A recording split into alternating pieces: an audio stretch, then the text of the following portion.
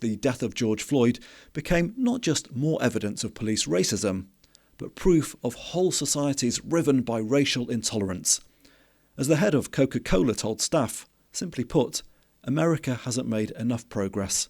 Corporate America hasn't made enough progress, and nor has the Coca-Cola company. Well, not in the 20 years since Coke paid out $192 million in the largest ever race discrimination settlement. Companies fell over themselves to rush out plans and pledges. A $100 million racial equity and justice initiative from Apple, $400 million from PepsiCo, whilst increasing black managerial representation by 30%. A $1 billion from Bank of America Corps to strengthen economic opportunities in communities of colour. Symbolic gestures soon followed. MasterCard's Day of Solidarity. L'Oreal posted, "Speaking out is worth it." Lego paused advertising for toys that feature the police. At London Business School, Professor Alex Edmonds, something of an expert on purposeful business, looked on with more than a dollop of scepticism.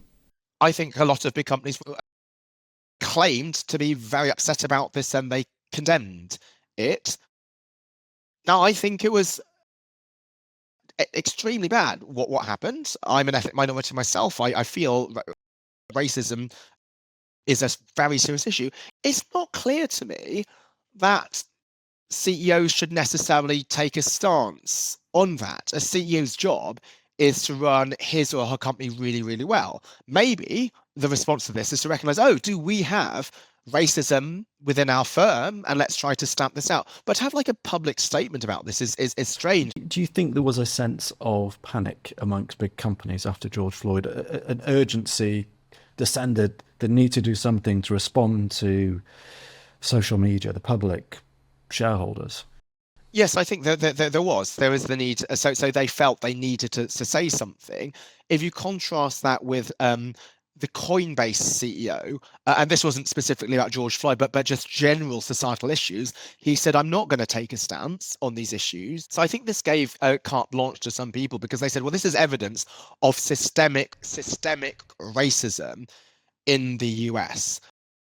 The incident was a horrific incident, but it's one incident, and this was within the police force. Does that mean that there's systemic racism within corporate America? Not necessarily. Now, there could still well be systemic racism within corporate America, but George Floyd didn't have direct bearing on that. Companies had to cash the checks they were rapidly writing. Not just the billions being pledged, but the promises to root out any racism in their companies, educate staff, change supply chains, hire and promote minorities. Some HR departments had already been doing this sort of thing, particularly after those mega payouts for sex and race discrimination in the late 90s, early 2000s. Indeed, Starbucks had closed all 8,000 stores for a day in 2018 to give its staff racial bias training. But a mass of companies in the US, Britain and elsewhere suddenly, urgently needed help to draw up race policies to educate millions of staff. And there, ready and waiting after all these years, was DEI, Diversity, Equity and Inclusion, an off-the-shelf programme ready to go. What these companies were reaching for wasn't always just HR niceties. There was a radical ideology too, born out of early 70s anti-Westernism. Professor Eric Smith. Yes. There were well-meaning people and there was something else going on. There were well-meaning people who wanted to do something about this tragedy, right? And the ongoing tragedy of racism. They sincerely wanted to do things about that and looked to the quote-unquote experts for, guidance on what to do. And they got some bad advice. There are also people out there who, because of the critical social justice ideology, want to use this to kind of topple civilization and build something that they would like to see, something more socialist, right? So they didn't let a good crisis go to waste. You may have heard the terms critical race theory or critical social justice. I'll let Professor Eric Smith explain this one.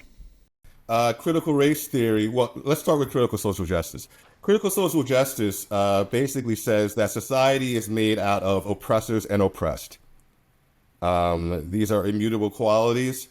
And in order to change this dichotomy, the system has to change. There's a systemic oppression throughout the system.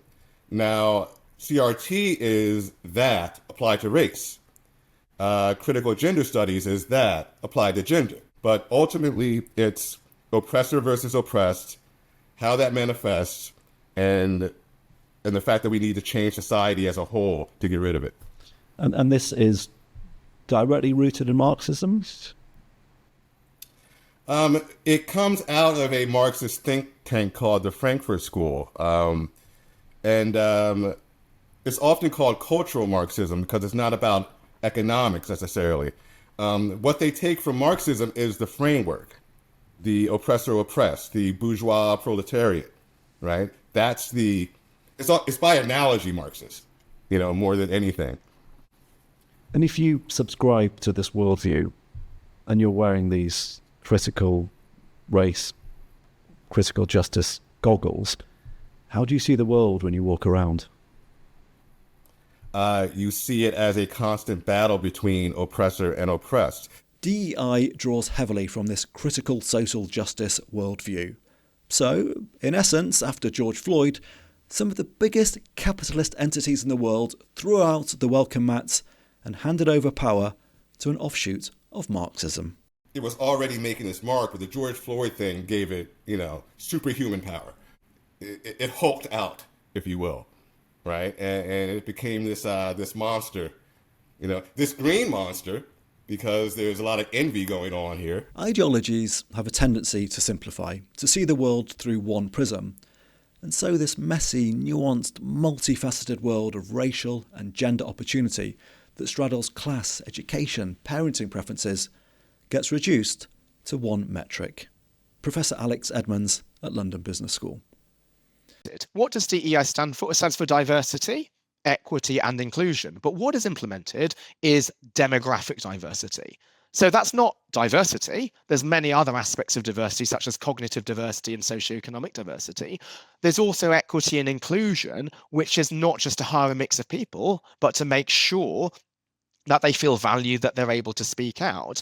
And in fact, a lot of the companies which claim to be leaders in DEI, and actually a lot of the thought leaders who post a lot on DEI, are very intolerant about different viewpoints. It's all about those oppressed v oppressor dynamics, giving power to the demographics that DEI deems have been oppressed. And we should consider some diversity characteristics, but there's also lots of other characteristics we should consider. To believe that every Asian person is discriminated against, that's not necessarily true. That they could be offset by the fact that they were born into a wealthy family, went to some great schools and have a great network. And so just to reduce the complexity of a person to just their demographic characteristics, I think is quite... The E in the middle of DEI has a lot to answer for. Who can argue against genuine diversity or meaningful inclusion? That E, though, stands for equity, not equality. To achieve equity of outcome means targets and quotas. To rapidly change a company's demographics, it means a threat to meritocracy.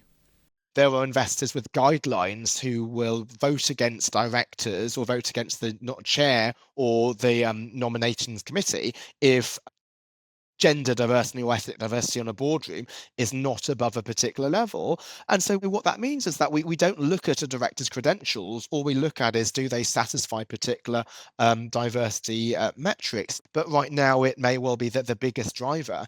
I know that executive search consultants who might be searching for, say, a new CEO, they will give their credentials to potential boards by saying, here are the last few searches that we did, and this was the number of men and the number of women on our shortlist.